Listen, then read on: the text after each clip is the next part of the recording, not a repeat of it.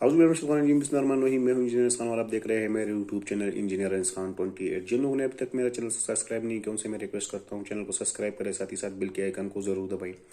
आज जो टॉपिक मैं आपके लिए ले आ रहा हूं ये है कि लॉन्ग लेंथ वाला और शॉर्ट लेंथ वाला वीडियो में कितना फ़र्क है। सही ना? यूट्यूब कौन सी वीडियो को रेकमेंड करेगा। जो वीडियो आपके लिए मैं इस पे बना रहा हूँ ये है, सपोज आपके पास दो वीडियो है, एक का लेंथ है 20 मिनट, एक का लेंथ है 10 मिनट।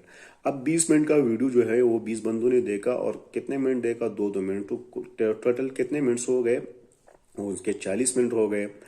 अभी 40 मिनट में उन्होंने 18 मिनट स्किप किए, सिर्फ दो दो मिनट देखे ना। सही है ना?